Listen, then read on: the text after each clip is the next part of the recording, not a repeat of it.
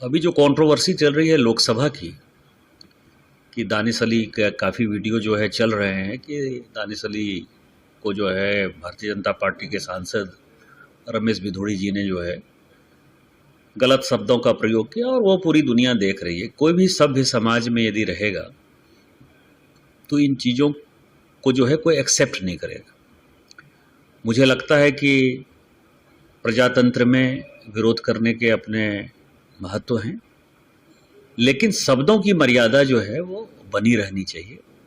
और रमेश भिदोड़ी जी ने जो शब्द उपयोग किया वो कहीं से भी एक्सेप्टेबल नहीं है, वो गलत शब्द है और इन शब्दों का प्रयोग जो भी करते हैं वो निंदनीय है।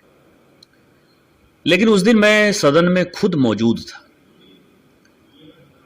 मैंने माननीय लोकसभा के स्पीकर को कहा है, मैंने पत्र लिखा है और पत्र लिखकर कहा है कि जो चंद्रयान पर उस दिन डिस्कशन हुआ, माननीय राजनाथ सिंह जी ने जिस डिस्कशन को स्टार्ट किया, और आपको पता है कि भिदोड़ी जी की इस घटना के बाद माननीय राजनाथ सिंह जी ने खुद से माफ़ी मांगी थी सदन से और कहा था कि इस तरह की बातें नहीं होनी चाहिए। वो बात ख़त्म हो गई थी, लेकिन आफ्टर थॉट के तौर पर जो है विपक्ष ने इस मुद्दे को जानबूझकर उठाने की कोशिश की। मैं खुद वहाँ मौजूद था और बार बार दानिश अली प्रधानमंत्री जी को नीच कह रहे थे। और यदि आप प्रधानमंत्री जी को, देश के इतने लोकप्रिय प्रधानमंत्री जी हैं, गरीब का बेटा हो गया तो आप उसको नीच कह दोगे? आप अपने नाम के पीछे यदि कुंवर दानिश अली लगाते हो, कुंवर का मतलब यदि राजा यदि आप हो गए तो आप अपने आप को किसी को भी जो है कीड़े मकोड़े समझोगे। और स्वाभाविक है कि हम भारतीय जनता पार्टी के लोग मोदी जी के कारण ही जीत कर आते हैं। मोदी जी हमारे नेता हैं तो हम जो है जीत कर आते हैं। जनता वोट मोदी जी को देती है। और कोई स्पीकर यदि बोल रहा है उसको बार बार प्रोवोक कर रहे हो, रमेश भिदोड़ी जी को प्रोवोक किया और उसमें भी आप प्रधानमंत्री जी को इस तरह से डेरोगेटरी रिमार्क्स के साथ प्रोवोक करोगे तो स्वाभाविक है कि वो प्रतिक्रिया होगी। तो मैंने स्पीकर साहब को कहा कि इसकी जांच कराइए, केवल इसकी ही जांच नहीं कराइए, आप ये देखिए कि चाहे वो रामायण हो, महाभारत हो, गीता हो, वेद हो, उपनिषद हो, हमारे लिए वो महत्वपूर्ण है। जो भी उसमें लिखी हुई बातें हैं वो मेरे लिए पत्थर के लकीर के समान है। कुरान में जो बातें लिखी हुई हैं वो मुसलमानों के लिए पत्थर के लकीर के समान है। बाइबल में जो बातें लिखी गई हैं वो क्रिश्चियंस के लिए जो है पत्थर के लकीर के समान है। और कुरान में क्या लिखी हुई है आज तक कोई चर्चा नहीं करता। चांद के बारे में उनकी एक अलग ओपिनियन है, साइंस का एक अलग ओपिनियन है, लेकिन उस पर चर्चा नहीं करता।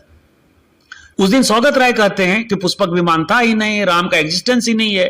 डीएमके वाले कहते हैं कि हम द्रविडियन हैं, कोई हिंदू धर्म ही नहीं है, कोई सनातन धर्म ही नहीं है, सेतु समुद्रम को आपने ये कर दिया, कोई उसको कीड़ा कह रहा है, कोई मकोड़ा कह रहा है, कोई एड से तुलना कर रहा है।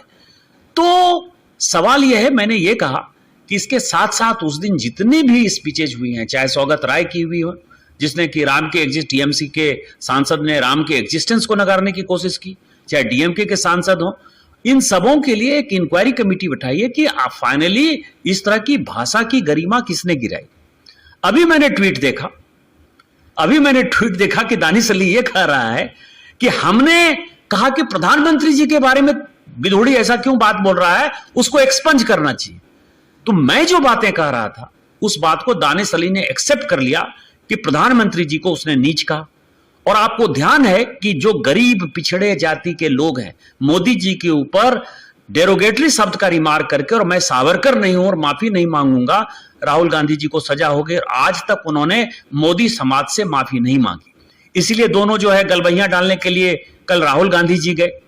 इसके अलावा आप जिस किसी भी सांसद से पूछेंगे, आज रवि किशन जी ने मुझे फोन किया था गोरखपुर से, और रवि किशन जी ने कहा कि भैया आपको ध्यान है कि जब पॉपुलेशन कंट्रोल पर हम बात कर रहे थे तो मेरे ऊपर, मेरे पत्नी के ऊपर, मेरे बच्चों के ऊपर उसने डेरोगेटरी रिमार्क किया कि तुमको तो 4 बच्चे हैं और कहां होंगे।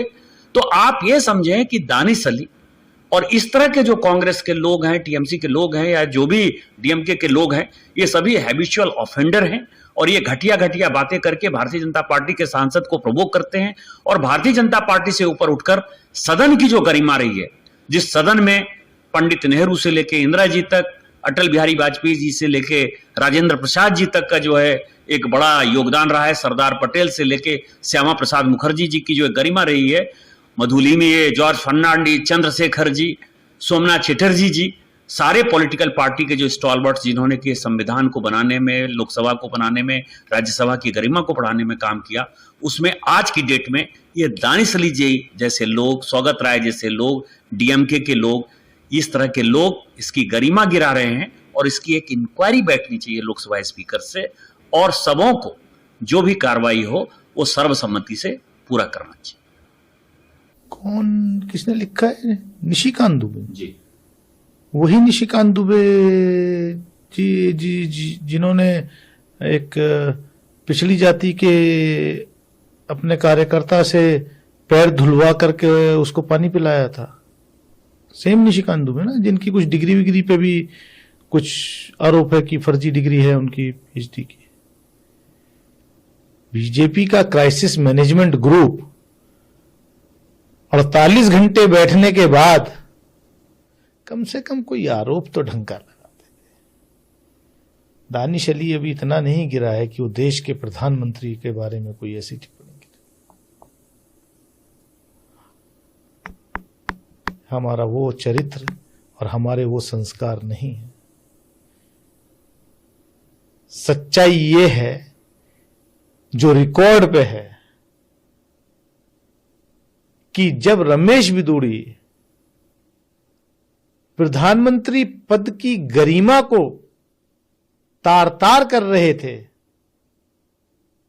जो सुनाई दे रहा है, उसको मैंने उस पर ऑब्जेक्शन किया कि माननीय प्रधानमंत्री जी के बारे में ऐसा कोई रेफरेंस अनपार्लियामेंट्री वर्ड्स का इस्तेमाल नहीं करना चाहिए। माननीय सभापति जी, इसको रिकॉर्ड से निकालिए। अगर यह कहना मेरा अपराध है तो मैं सजा भोगने के लिए तैयार हूं, वरना मैं चैलेंज करता हूं निशिकांत दुबे और पूरी भारतीय जनता पार्टी को। मुझे भी मालूम है कि पिछले 2 दिन से लोकसभा सेक्रेटेरिएट की मीटिंग पे मीटिंग चल रही है, कम से कम कोई हल्की डब्ड आवाज, पूरा बीजेपी का तंत्र लगा हुआ है अनऑफिशियली, कहीं से कुछ मिल जाए कि दानिश अली ने कुछ ऐसा कहा, क्योंकि सब चीज रिकॉर्ड पे है जी। और अब तो वैसे भी मैंने भड़काया ना, अब तो नया पार्लियामेंट, नई लोकसभा का परिसर जो है वो इतना शानदार है कि हम यहां बैठते हैं और दूसरा जो है सामने वाला, जहां मैं बैठा था और जहां से रमेश बिदूड़ी जी बोल रहे थे, उसमें इतना फर्क था कि बगैर माइक के आवाज आ ही नहीं सकती थी कि जो मेरे कुछ कहने से भड़क गए। यह आरोप निराधार, और मैं इनको कोई सीरियस नहीं लेता, क्योंकि बीजेपी आरएसएस में तो ट्रेनिंग ही ये दी जाती है कि एक झूठ को 100 बार बोलो और फिर उसको सच बना दो। और इनके राज में वैसे भी इनकी कार्यप्रणाली यही है।